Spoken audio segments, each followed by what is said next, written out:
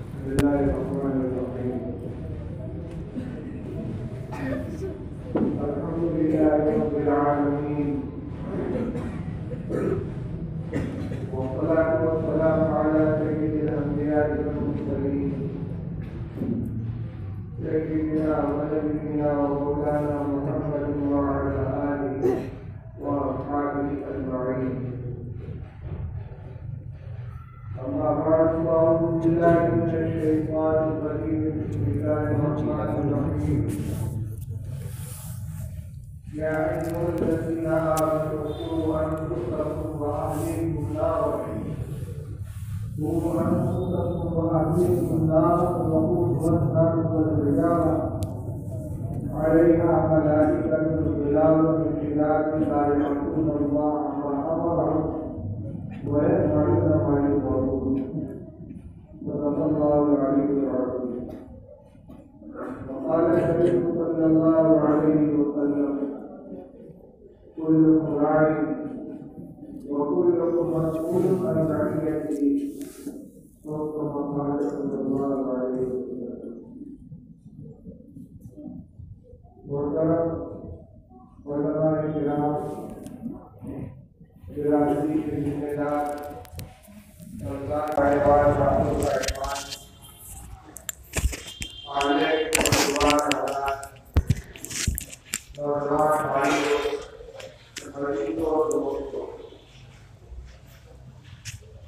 میں نے مختلف سطح کے لوگوں کا نام لے کر خطاب قصداً اس لیے کیا ہے کہ ملت کا ہر طبقہ براہ راست اپنے آپ کو محسوس کرے کہ جو باتیں کہی جانے والی ہیں ہم اس کے مخاطب ہیں، ہم سے یہ بات کہی جا رہی ہے، ہم اس کے ذمہ دار ہیں۔ آج کی یہ مجلس عام جلسوں اور بیانات سے مختلف نوعیت کی،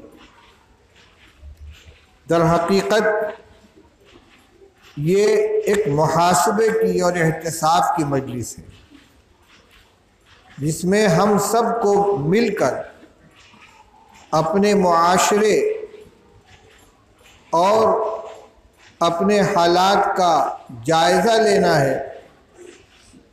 جو خرابیاں ہیں، خاص طور سے جس کا تعلق ہمارے ایمان اور عقیدے سے ہے، ان کی نشاندہی کرنی ہے، ان کے اسباب کی نشاندہی کرنی ہے، اور ان کے تدارک اور ان کے علاج کا طریقہ سوچنا ہے۔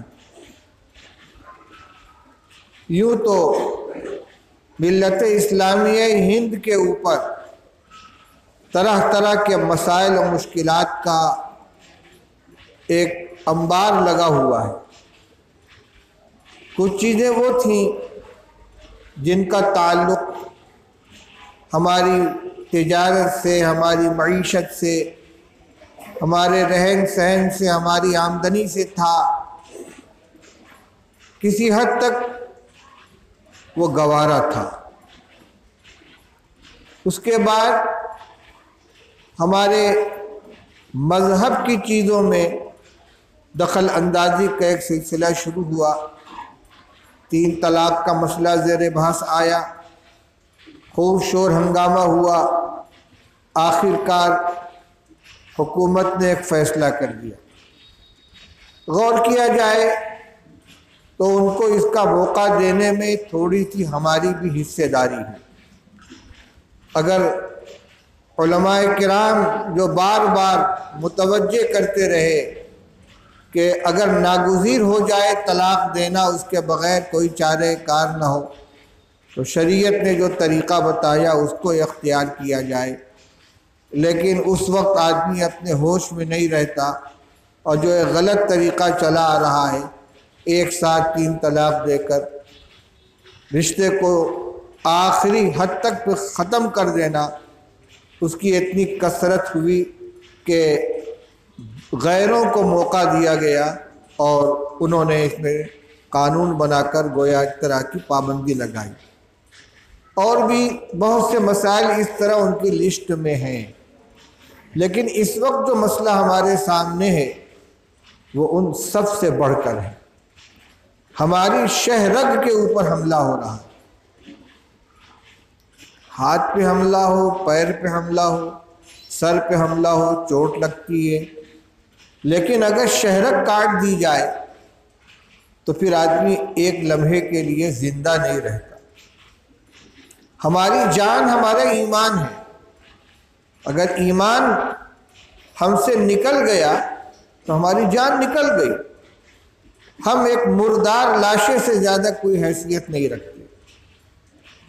اللہ کی نعمتیں یوں تو بہت ہیں، سر سے پیر تک انسان نعمتوں میں ڈوبا ہوا ہے، اور اللہ تعالیٰ خود فرماتے ہیں کہ وَإِن تَعُدُّوا نِعْمَتَ اللَّهِ لَا تُحْصُوهَا، اللہ کی نعمت کو اگر تم شمار کرنے لگو تو ان کا احاطہ نہیں کر سکتے۔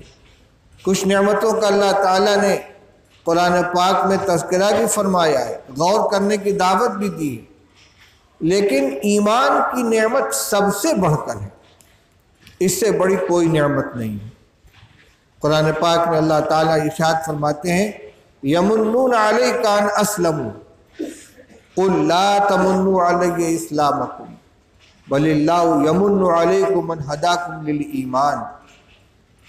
یہ جو گاؤں والے آئے ہیں آپ کے پاس، یہ آپ پر احسان جتلاتے ہیں کہ ہم مسلمان ہو گئے، آپ ان سے کہہ دیجئے کہ تم احسان مت جتلاؤ، اللہ تعالیٰ احسان جتلاتا ہے کہ اس نے تم کو ایمان کی ہدایت عطا فرمائی، تمہیں ایمان کی توفیق عطا فرمائی۔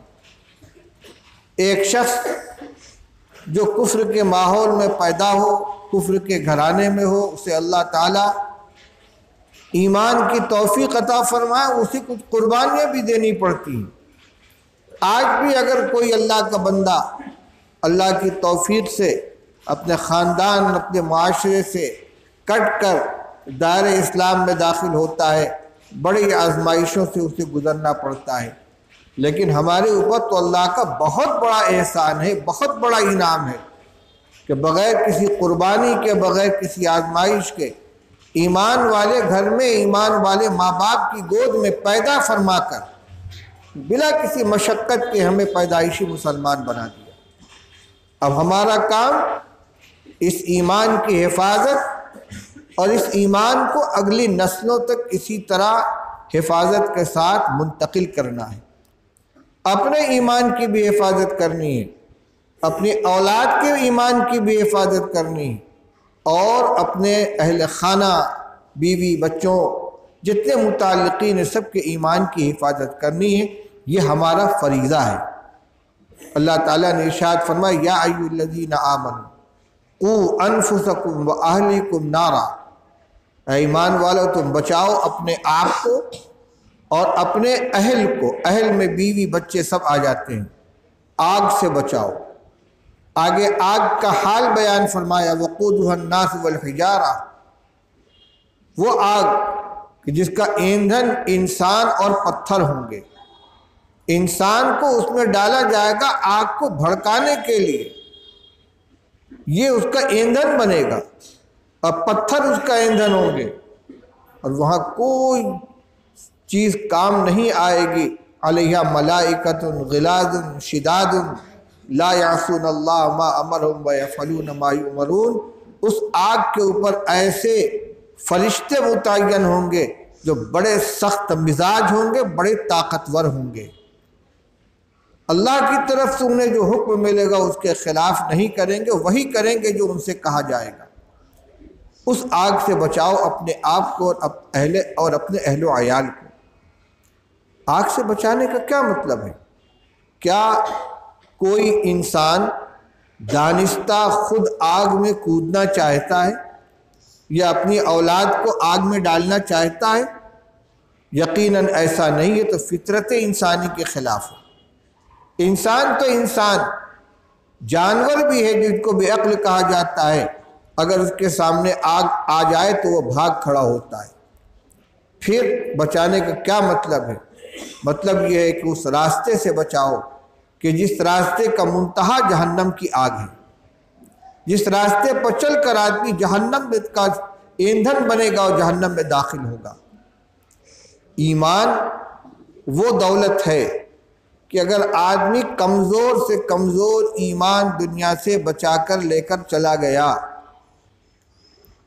اور اس کے گناہوں کی معافی بھی نہیں ہوئی تو آخر کار وہ سزا بھگتنے کے بعد اپنے ایمان کی بدولت جہنم سے نکالا جائے گا اور جنت میں داخل کیا جائے گا۔ لیکن جو ایمان چھوڑ کر بغیر ایمان کے دنیا سے چلا گیا وہ ہمیشہ ہمیشہ کے لیے جہنم میں ہوگا۔ جہنم کی ہولناکی کا تصور نہیں کیا جا سکتا۔ تو اس آیت کریمہ میں یہی بتلایا گیا ہے کہ خود بھی اس راستے سے بچو جس راستے کا آخر جہنم ہے، اور اپنے اہل و عیال کو بھی اس راستے سے بچاؤ جس کی انتہا جہنم کے اوپر ہوتی ہے۔ آج جس موضوع کو آپ کے سامنے رکھنے کے لیے یہ مجلس منعقد کی گئی ہے وہ انتہائی کربناک صورتحال کے نتیجے میں سامنے آئی ہے۔ آپ حضرات اگر حالات کا کچھ علم رکھتے ہیں، ملک میں ہونے والی سرگرمیوں پر نگاہ ہے، غیروں کی طرف سے ہمارے خلاف جو سازشیں کی جاتی ہیں ان سے آپ کچھ باخبر ہیں، تو کچھ دن پہلے ایک خبر اخبارات میں آئی تھی۔ ہمارے ملک کے جو موجودہ وقت کے سیاسی رہنما اور حکمراں ہیں، انہوں نے یہ اعلان کیا تھا کہ اگر ہماری ایک بیٹی کسی مسلمان کے گھر میں چلی گئی تو ہم 100 بیٹی اس کے بدلے میں لے کر آئیں گے۔ اس کے بعد نعرہ لگایا گیا کہ بیٹی بچاؤ بہو لاؤ، یعنی کوئی غیر مسلم عورت لڑکی کسی مسلمان کے نکاح میں نہ آنے پائے، لیکن غیر مسلمان لڑکیوں کو زیادہ سے زیادہ غیر مسلم نوجوان اپنے نکاح میں لے آئیں، اپنے ساتھ لے آئیں۔ اس کے بعد ایک اعلان آیا، باقاعدہ ایک تنظیم کا ویڈیو چلا کہ ہر وہ نوجوان کہ جو کسی مسلمان لڑکی کو لے کر آئے گا، چاہے کسی برادری سے تعلق رکھتا ہو، اس کو 2 لاکھ روپے کا چیک دیا جائے گا، ان دونوں کے تحفظ کی گارنٹی دی جائے گی، ان کو رہنے کے لیے مکان دیا جائے گا اور ان کی پوری قانونی مدد کی جائے گی۔ یہ آپ حضرات نے بھی دیکھا ہوگا، سنا ہوگا۔ اس کے بعد اس کی تحریک چلائی گئی کہ زیادہ سے زیادہ اس کے لیے کوشش کی جائے، اور پھر نتائج سامنے آنے لگے۔ پورے ملک کے مختلف حصوں سے یہ خبریں آنے لگیں کہ ہماری مسلمان بیٹیاں غیر مسلم نوجوانوں کے ساتھ جا رہی ہیں، جو بھی حالات بنے ہوں، جن اسباب کی بھی بنا پر گئی ہوں، لیکن وہ ان کے ساتھ چلی گئیں اور ان کی بیوی بن کر ان کے گھر کے اندر رہنے لگیں۔ میں صاف لفظوں میں کہنا چاہتا ہوں، ہمارے یہاں جس طرح کسی مسلمان لڑکی کا کسی غیر مسلم مرد کے ساتھ تعلق رکھنا حرام ہے، ناجائز ہے، اور اگر وہ اپنے ایمان کو خیر بات کہہ دے تو بالکل اس کا خاتمہ ہو گیا، اسی طریقے سے ہم اس کی بالکل ہمت افزائی نہیں کرتے کہ کوئی مسلمان نوجوان کسی غیر مسلم لڑکی کو اپنے گھر میں لے کر آئے۔ کوئی مسلمان نوجوان کسی غیر مسلم لڑکی کو اپنے ساتھ لے کر آئے۔ ہاں، اگر کوئی لڑکی اب خود اللہ نے اسے ہدایت دے دی، اس نے ایمان قبول کر لیا، تو اب وہ ہماری بہن ہے۔ جیسے دیگر مسلمان بہنوں کا بیٹیوں کا نکاح کیا جاتا ہے، کوئی نوجوان بڑھ کر اس کو قبول کر لے، اس سے نکاح کر لے، بہت بڑی سعادت کی بات ہے۔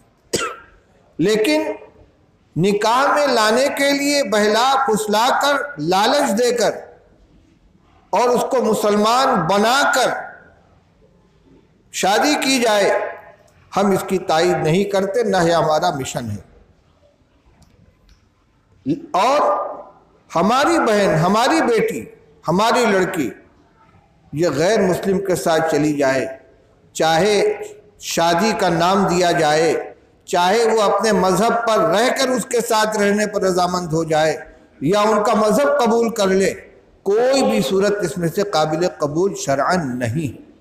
اگر نکاح کا نام بھی لیا گیا تو وہ اسلام کی نگاہ میں نکاح نہیں ہے، زندگی بھر وہ قانون کی نگاہ میں میاں بیوی کی حیثیت سے رہیں گے۔ لیکن اگر لڑکی مسلمان ہے اور لڑکا غیر مسلم ہے تو وہ نکاح ہوا ہی نہیں، وہ زندگی بھر حرام کاری ہوگی، زنا کاری ہوگی، اور جو اولاد پیدا ہوگی وہ بھی زنا کی اولاد ہوگی۔ یہ صورتحال ہو رہی ہے، اور میں تو یہاں رہتا نہیں، اپنے نوجوان علماء کرام کے ذریعے جو باتیں معلوم ہوتی ہیں اور جس کی وجہ سے یہ تحریک پیدا ہوئی ہے وہ یہ ہے کہ بنارس میں بھی اس طرح کے حادثات ہونے لگے ہیں۔ ہمارے لیے شرم سے ڈوب مرنے کی بات ہے۔ یہاں تک نوبت کیوں پہنچی؟ اب تھوڑا سا ہم جائزہ لے لیں کہ اس کے اسباب کیا ہیں۔ سب سے پہلا سبب یہ ہے کہ ہمارے دل میں یا ہماری بچیوں کے دل میں ایمان کی قدر و قیمت نہیں، ایمان کی اہمیت نہیں ہے، ایمان کی عظمت نہیں ہے۔ وہ جانتی نہیں کہ ایمان کیا چیز ہے، ایمان کا کیا مقام ہے۔ اور اگر انہوں نے نہیں جانا تو ان کی اس جہالت اور ناواقفیت کا سبب ہم ہیں، سرپرست ہیں، جنہوں نے بنیادی دینی تعلیم سے ان کو محروم رکھا، اللہ اور اس کے رسول کا نام ان کو نہیں سکھایا، ان کو کلمہ نہیں پڑھایا، ان کو کلمے کا مطلب نہیں بتایا، ان کو مرنے کے بعد والی زندگی کا یقین نہیں بیٹھایا ان کے دل کے اندر، آخرت کا یقین ان کے دل میں نہیں بیٹھایا، جنت جہنم کا تصور ان کو نہیں سمجھایا، ایمان کی کیا حقیقت ہے اور ایمان کی کیا عظمت ہے یہ ہم نے ان کو سمجھایا نہیں۔ اور تعلیم ایسی دلائی کہ جس کے اندر یا تو دینیات کا کوئی عنصر ہی نہیں ہے یا ہے تو برائے نام ہے۔ پہلے اس طرح کے حادثات نہیں ہوتے تھے، اور کیوں نہیں ہوتے تھے؟ ہمارے یہاں دینی مدارس تھے، بچوں کو مدرسے میں داخل کیا جاتا تھا، درجہ 1 سے لے کر درجہ 5 تک معمولی سی ہندی اور انگریزی کے علاوہ ان کی پوری تعلیم اردو زبان کی، دینی کتابوں کی، تعلیم الاسلام، دینی تعلیم کا رسالہ، قرآن پاک اور اس طرح کی کتابوں کا ہوتا تھا۔ پڑھانے والے دیندار ہوتے تھے۔ بچے مدرسے کے اندر صرف کتاب نہیں پڑھتے تھے بلکہ ایمان بھی سیکھتے تھے۔ ان کو نماز پڑھنا سکھایا جاتا تھا، ان کو دعائیں سکھلائی جاتی تھیں، کھانے کی دعا، سونے کی دعا، سو کر اٹھنے کی دعا، استنجا خانے میں جانے کی، نکلنے کی دعا، گھر میں جائیں تو سلام کریں، کلمے کا ترجمہ سکھایا جاتا تھا، لا الہ الا اللہ محمد رسول اللہ کا کیا مطلب ہے۔ تعلیم الاسلام پہلا حصہ، سب سے پہلا سبق اس میں کیا ہے؟ سوال، تم کون ہو، یعنی مذہب کے اعتبار سے تمہارا کیا نام ہے؟ جواب، میں مسلمان ہوں۔ اسلام کیا سکھاتا ہے؟ پھر اسلام یہ سکھاتا ہے، جس بچے کی الف با یہاں سے شروع ہوتی تھی، پہلا علم جو اس کے ذہن کے اندر پہنچا ہے وہ یہ ہے کہ اس سے جو پوچھا کہ تم کون ہو تو اس کے ساتھ کہہ دی یعنی مذہب کے اعتبار سے تمہارا کیا نام ہے، تو اپنا اور اپنے ابا کا نام نہیں بتاتا، وہ جانتا ہے کہ میرا ایک مذہبی نام ہے، اور پھر اس نام کی کیا حقیقت ہے، اس کی کیا حیثیت ہے۔ وہیں سے بتدریج پہلا کلمہ، دوسرا کلمہ، تیسرا کلمہ، 7 کلمے، ایمان مجمل، ایمان مفصل، اور پھر چھوٹی چھوٹی صورتیں، گھٹی میں یہ چیزیں پڑھ جاتی تھیں۔ یہ بنیاد اس کی ہوتی تھی۔ اور اس کے بعد آہستہ آہستہ دیگر چیزیں آتی تھیں، حساب ہے، جغرافیہ ہے، سائنس ہے، جیومیٹری ہے، الجبرا ہے، ساری چیزیں ہوتی تھیں، لیکن بنیادی تعلیم اس کی دین کی ہو جاتی تھی۔ قرآن بچہ پڑھ لیتا تھا، جس کی گھٹی میں ایمان پڑ چکا ہے، جس نے بنیادی تعلیم حاصل کر لی ہے، آگے اس کے بارے میں خطرات نہیں ہیں۔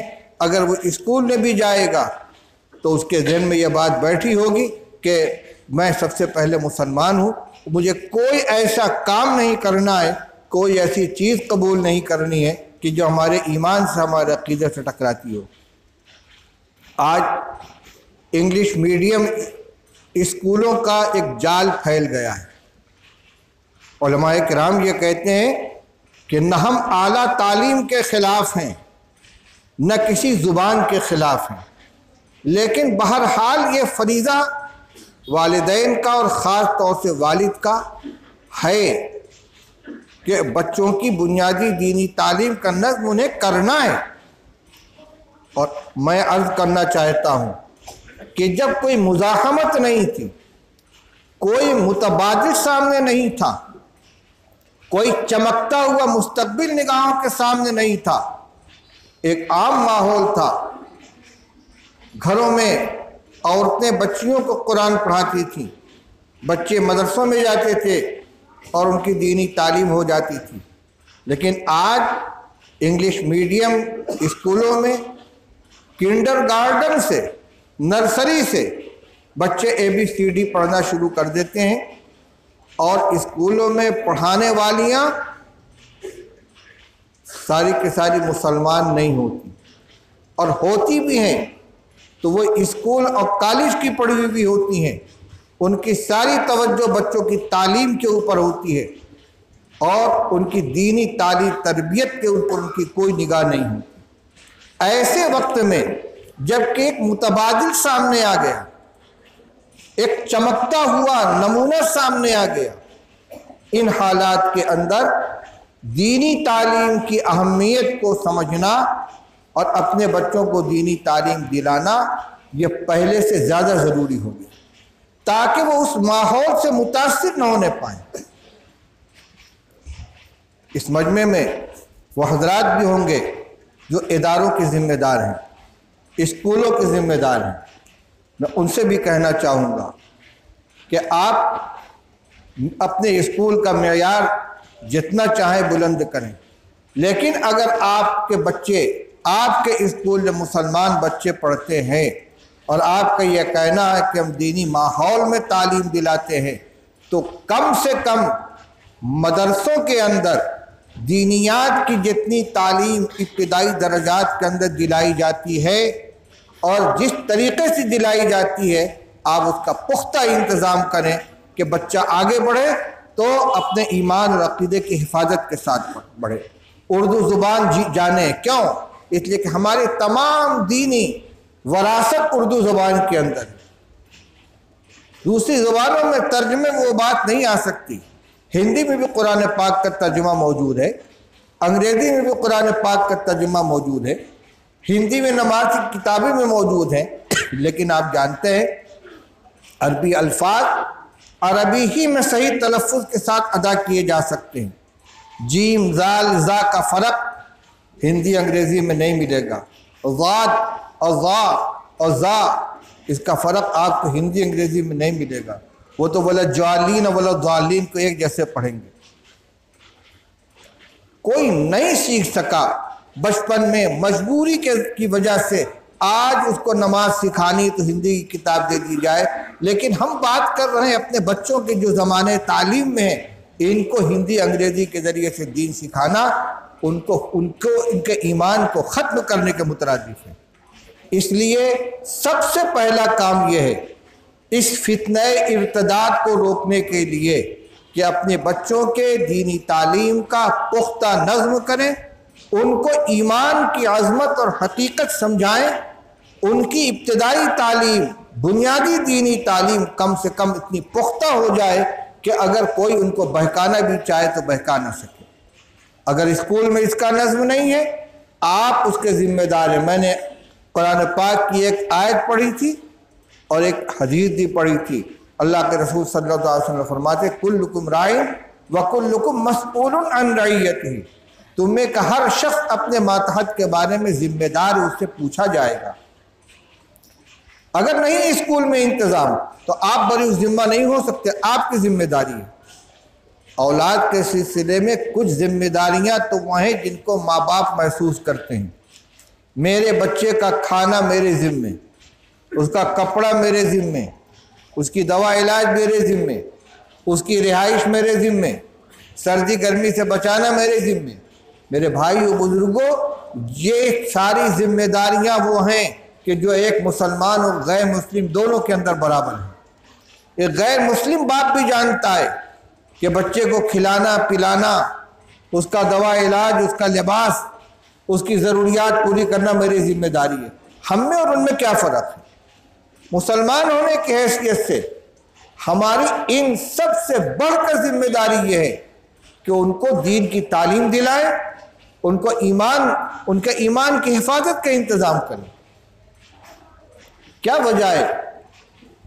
حکم دیا گیا کہ مروا صبیانکم بالصلاۃ وہم ابناء 70، بچہ 7 سال کا ہو تو اس کو نماز کا حکم دو۔ بالغ نہیں ہوا ہے ابھی، 7 سال کا ہے، لیکن باپ کو حکم دیا جا رہا ہے کہ اس سے نماز پڑھواؤ، اور 10 سال کا ہو جائے نماز نہ پڑھے تو اس کو مار کر نماز پڑھواؤ۔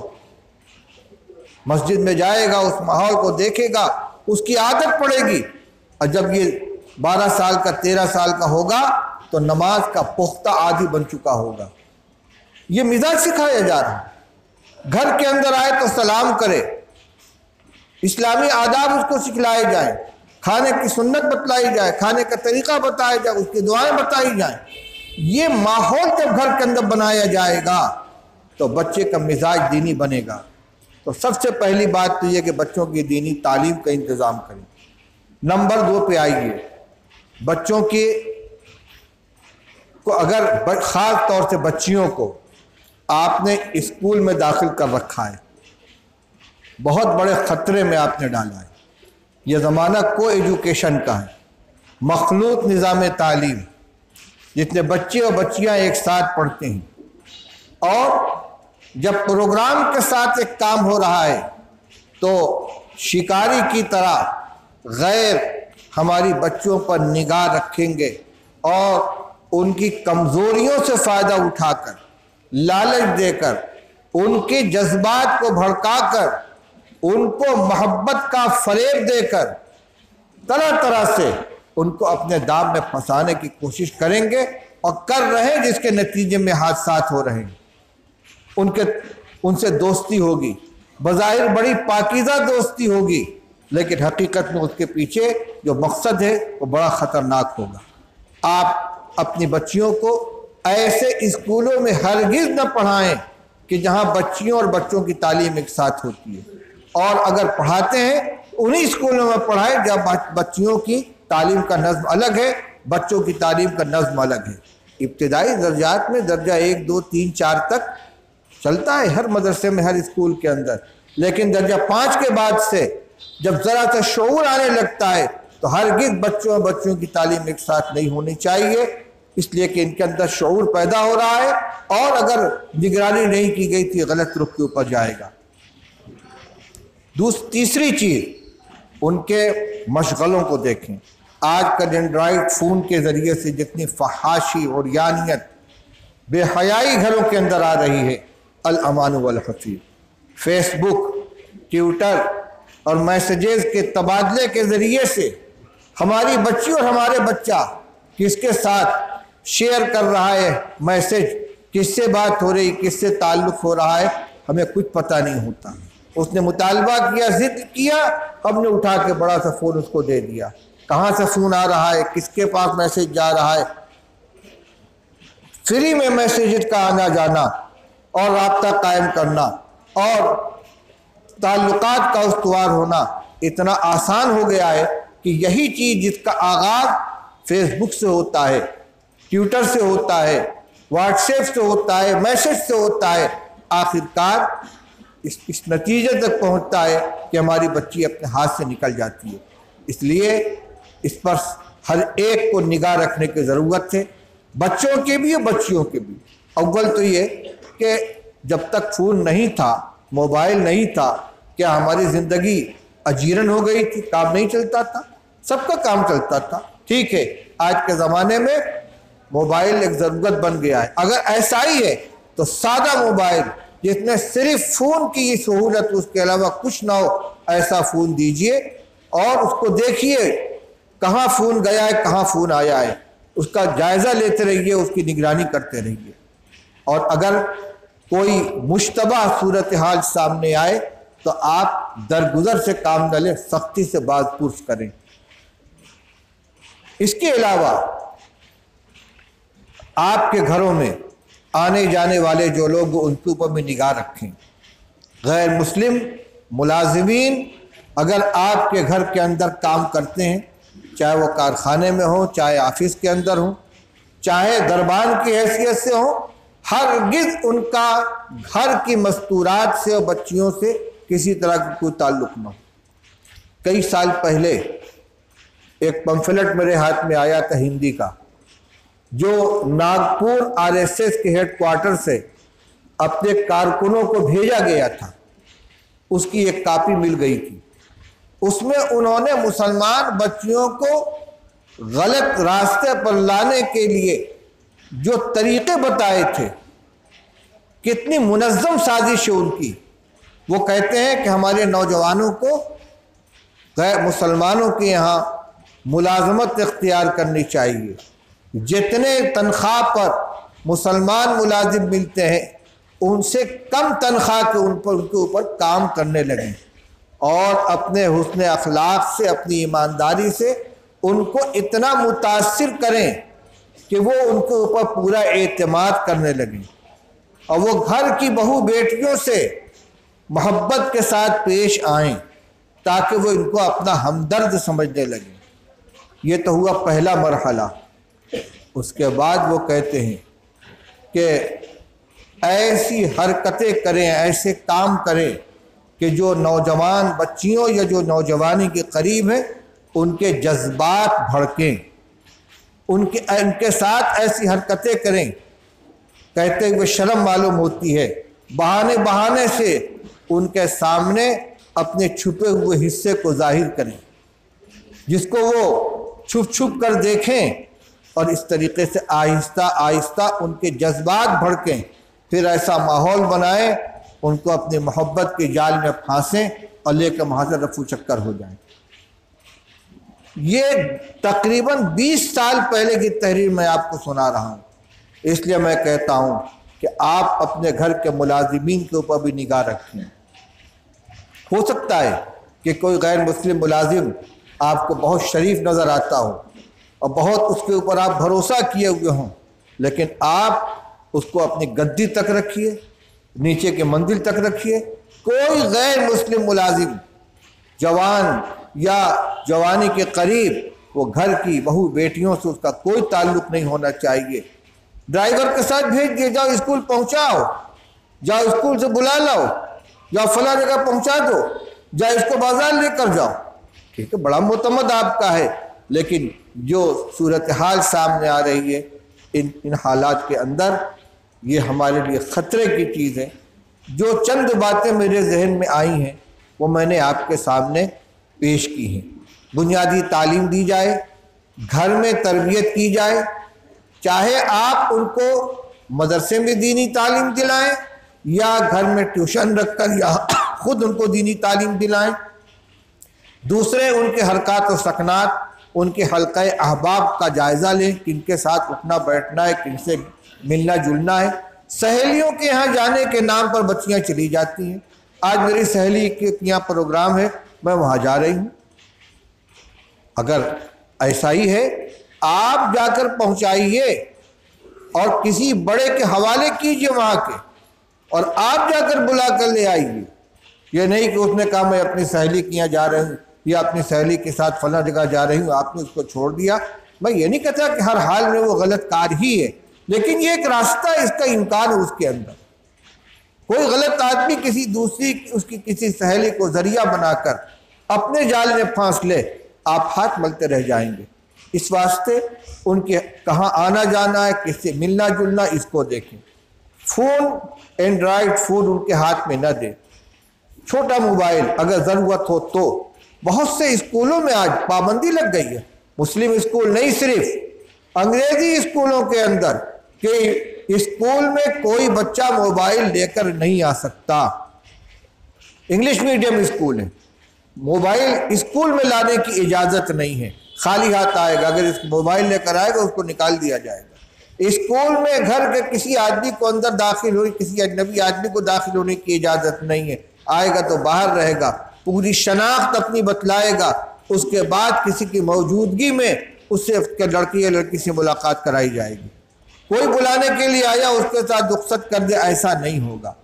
تو اسکولوں میں جانے والی بچیوں کو دیکھیں، ان کے فون کو دیکھیں، اور ایسے ماحول سے ان کو پورے طور سے بچانے کی کوشش کریں جس کے ان کے اوپر اثر پڑ سکتا ہے۔ اور آخری بات میں نے کہی تھی کہ گھر میں آنے جانے والے لوگوں پر نگاہ رکھیں، ملازمین کے اوپر نگاہ رکھیں، اور اگر ان کے علاوہ اور بھی کوئی ایسی چیز ہو سکتی ہے کہ جس میں یہ خطرہ پیدا ہوتا، اس سے اپنے آپ کو بچائیں۔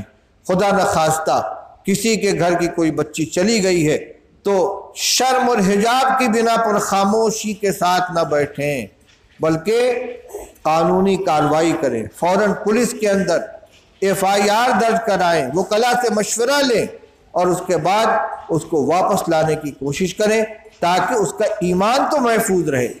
اگر خدا نخواستہ نکل چکی ہے تو دوبارہ اسلام کے اندر آ کر اپنی عاقبت کو تو بچا لے، اور ہم نے اس میں خاموشی اختیار کی تو ہم بھی اس کے جرم کے اندر شریک ہوں گے۔ یہاں تو ہم اپنا منہ چھپا لے جائیں گے، لیکن آخرت میں اللہ کے سامنے جواب دہی نہیں کر سکیں گے۔ میں اپنی بات ختم کرتے ہوئے جو ہمارے منتظم ہیں ان سے گزارش کروں گا کہ اگر کوئی اور مسئلہ اس سلسلے میں قابل توجہ ہو جس پہ میری نگاہ نہیں گئی ہے اس کو بھی سامنے لے آئے تاکہ مجلس مکمل ہو جائے۔ بولی تنویر صاحب۔ عوام کا علماء سے جو رابطہ کم ہو گیا ہے، دینی مسائل علماء سے۔ ہاں، یہ بات انہوں نے متوجہ کی ہے۔ ایک اس زمانے کا ایک المیہ یہ بھی ہو رہا ہے کہ عوام اور علماء کے درمیان دوریاں بڑھ رہی ہیں۔ یہ بڑی خطرناک بات ہے۔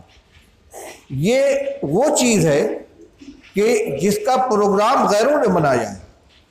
حضرت مولانا سید اسد صاحب مدنی رحمۃ اللہ علیہ نے کئی سال پہلے، ان کے انتقال کو کافی دن ہو گیا، انہوں نے فرمایا کہ میرا لندن جانا ہوا تو وہاں خواجہ کون نظامی ہے علی گڑھ یونیورسٹی کے اندر تھے، خواجہ حسن نہیں، مشتاق نظامی تھے، کون تھے، خواجہ خلیق نظامی، خواجہ خلیق نظامی کے چھوٹے بھائی وہاں ایک یونیورسٹی کے اندر پروفیسر ہیں۔ فجر کے بعد انہوں نے کہا کہ میرے یہاں چائے پی لیجیے، میں چلا گیا، مختلف باتیں ہوتی رہیں تو انہوں نے ایک بات بتلائی۔ انہوں نے کہا کہ یہاں ایک بہت اونچے پیمانے کی میٹنگ ہوئی، انٹلیکچوئل لوگ، تعلیم یافتہ، ان کی میٹنگ ہوئی اور مسئلہ تھا فنڈامنٹلزم کا، بنیاد پرستی کا، بنیاد پرستی کے مسئلے پر غور کرنے کے لیے کہ بنیاد پرستی یعنی اپنے عقیدے، اپنے مذہب کے اوپر جمے رہنے کے مسئلے کو وہ لوگ خطرناک چیز قرار دیتے ہیں، فنڈامنٹلزم جس کو کہتے ہیں۔ اس کے اسباب کیا ہیں؟ کن لوگوں میں یہ زیادہ پایا جاتا ہے، اس کا علاج کیا ہے، کہاں یہ چیز زیادہ پائی جاتی ہے، اس کے اسباب کیا ہے، اس کا علاج کیا ہے۔ فرمانے لگے کہ معلوم نہیں کس مناسبت سے انہوں نے مجھ کو بھی اس میں بلا لیا، میں اس میٹنگ کے اندر شریک تھا۔ ساری گفتگو ہونے کے بعد جو چیز سامنے آئی وہ یہ تھی کہ سب سے زیادہ بنیاد پرستی مسلمانوں کے اندر ہے، اور یہ ہندوستان، پاکستان، بنگلہ دیش کے اندر سب سے بڑھ کر ہے، مذہب کے اعتبار سے مسلمانوں میں، علاقے کے اعتبار سے بر صغیر میں، یعنی ہندوستان، پاکستان، بنگلہ دیش میں۔ اس کا سبب کیا ہے؟ سبب یہ ہے کہ ان کے یہاں کثرت سے مدارس پائے جاتے ہیں، علماء پائے جاتے ہیں، اور عوام کا جوڑ ان علماء اور مدرسوں کے ساتھ ہے، اور مدرسوں کے اندر بنیاد پرستی سکھائی جاتی ہے۔ بنیاد پرستی ہے کیا؟ یہی جو باتیں آپ کے سامنے ہو رہی ہیں کہ ہم کچھ بھی رہیں مسلمان رہیں، ہمارا ایمان محفوظ رہے، ہمارا عقیدہ محفوظ رہے، اپنی شناخت قائم رہے۔ ایسا نہیں کہ چلو تم ادھر کو ہوا ہو جدھر بہاؤ میں بھیجو، نہیں، اپنی جڑ سے لگے رہو۔ بنیاد پرستی یہی تو ہے، اپنی جڑ مت چھوڑو۔ کہنے لگے کہ سب سے زیادہ بنیاد پرستی مسلمانوں میں ہے، اور اس بر صغیر کے مسلمانوں میں ہے، یا یہ لوگ دنیا میں جہاں جہاں جا کر بسے ہیں، یورپ میں، امریکہ میں، مختلف جگہوں پر گجراتی مسلمان اور دیگر علاقوں کے بہت سے مسلمان جا کر وہاں بسے، ان کی زندگی کو انہوں نے جائزہ لیا اور پھر اس کے سرچشمے کو تلاش کیا۔ ان کا یہ کہاں کے رہنے والے؟ ہندوستان پاکستان کے رہنے والے ہیں، دیندار ہیں۔ ان کی دینداری کی بنیاد کیا ہے؟ انہوں نے مدرسوں میں تعلیم حاصل کی ہے، یا علماء مدرسوں سے ان کا تعلق ہے۔ علاج کیا ہے؟ علاج یہ ہے کہ مدرسوں کو بدنام کیا جائے اور عوام کے تعلق کو مدرسوں سے، علماء سے کاٹا جائے۔ چنانچہ مدارس کو دہشت گردی کا اڈا قرار دینے کے لیے بہت منظم طریقے پر پروپیگنڈا کیا جانے لگا۔ ہر حادثے کا تعلق مدرسوں سے، علماء سے، داڑھی ٹوپی والوں سے جوڑا جانے لگا۔ اسی دوران فروری 2008 میں دارالعلوم دیوبند کے اندر ایک دہشت گردی مخالف کانفرنس ہوئی، جس میں میڈیا والوں کو بھی بلایا گیا اور تمام ہندوستان کے تمام مسلک کے لوگوں کو بلایا گیا، اور وہاں مولانا ارشد صاحب مدنی اور دیگر حضرات نے جم کر اس پر تقریر کی کہ یہ الزام بالکل غلط ہے کہ مدارس اور علماء دہشت گردی سے تعلق رکھتے ہیں۔ اس کے بعد اس کے اوپر تھوڑا سا بند لگا۔ میں یہ کہہ رہا ہوں کہ ان کا یہ پروگرام ہے کہ عوام اور علماء کے درمیان دراڑ پیدا کرو، ان کا تعلق مدرسوں سے کاٹ دو، علماء سے ان کا تعلق کاٹ دو۔ جہاں سے ان کو پانی مل رہا ہے، جہاں سے ان کے اندر اسپرٹ آ رہی ہے، جہاں سے ان کے ایمان کو حرارت مل رہی ہے، اس سے کٹ جائیں گے، آہستہ آہستہ یہ دینداری ان کے اندر سے نکل جائے گی۔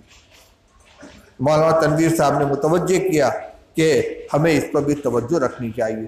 آپ چندہ دینے دیں، اس لیے نہیں کہ ان کے مدرسے کو آپ کے چندے کی ضرورت ہے، نہیں، مسلمان کی یہ دینی ضرورت ہے کہ وہ علماء سے تعلق رکھے، اپنے مسائل میں ان کی طرف رجوع کرے، اپنے کاروبار کے جائز ناجائز ہونے کو ان سے معلوم کرے، اپنے گھر کی تقریبات ہیں، شادی بیاہ کا مسئلہ ہے، ان سے اس کا طریقہ پوچھے کہ سنت طریقہ کیا ہے، مسائل معلوم کریں۔ اسی طریقے سے کسی کے گھر میں انتقال ہو جائے، علماء سے رجوع کریں، وراثت کا شرعی حکم کیا ہے، ہر وارث کو اس کا حصہ پہنچایا جائے۔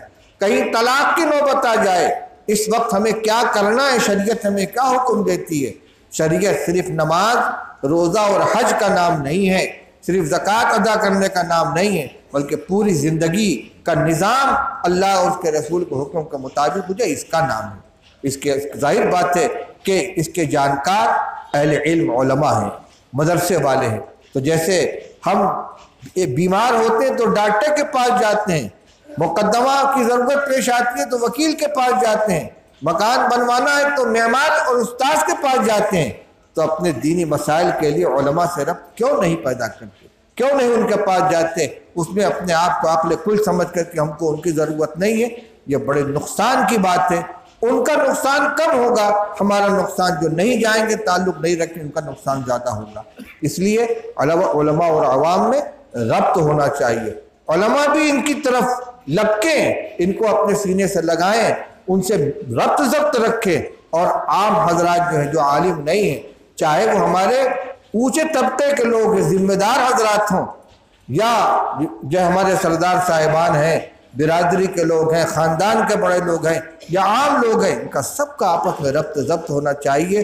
خاص طور سے جو مذہبی معاملات ہوں، ان کے اندر ان کی رہنمائی میں مسائل کو حل کیا جائے۔ یہ ایک کشتی ہے جس پہ ہم سب سوار ہیں، کشتی میں ایک سوراخ اگر ہوگا، سوراخ کرنے والا کوئی ہوگا، کشتی ڈوبے گی تو سب ڈوبیں گے اس کے اندر۔ کوئی یہ نہیں کہے گی یہ سوراخ میں نے تو نہیں کیا تھا۔ میں اسی کو سنا کر اپنی بات ختم کرتا ہوں۔ حدیث پاک میں آتا ہے، رسول اللہ صلی اللہ علیہ وسلم نے فرمایا کہ اللہ کے حکم پر چلنے والے اور اللہ کے حکم مخالفت کرنے والے کی مثال ایسی ہے جیسے ایک بڑی کشتی ہے، اس پر بہت سے لوگ سوار ہیں، اس میں قرعہ اندازی کی گئی کہ کون اندر بیٹھے گا، کون عرشے پر چھت پر بیٹھے گا۔ قرعہ اندازی کے ذریعے جن لوگوں کا نام اوپر نکل آیا وہ اوپر جا کر بیٹھ گئے، جن کا نام نیچے آ گئے نیچے والے نیچے آ کر بیٹھ گئے۔ اب نیچے والے کو جب پانی لینے کی ضرورت پڑتی ہے تو وہ چھت کے اوپر جاتا ہے اور وہاں سے رسی ڈھیل کر دریا میں سے پانی نکالتا ہے، کیونکہ نیچے پانی نکالنے کی جگہ نہیں ہے، بند ہے، اور یہ بار بار اوپر جاتا ہے۔ اوپر والوں کو اس کے آنے جانے سے تکلیف ہوتی ہے اور نیچے والے کو بار بار آنا جانا پڑتا ہے۔ تو یہ نیچے والا کہنے لگا بار بار جانا پڑتا ہے، ہم تو پانی سے زیادہ قریب ہیں، لاؤ اس میں ایک سوراخ کر لو، اس میں تو پانی لے لیا کریں گے۔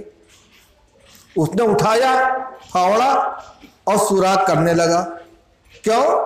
تاکہ ہم پانی نزدیک سے لے لیں۔ سوراخ ایک آدمی کر رہا ہے۔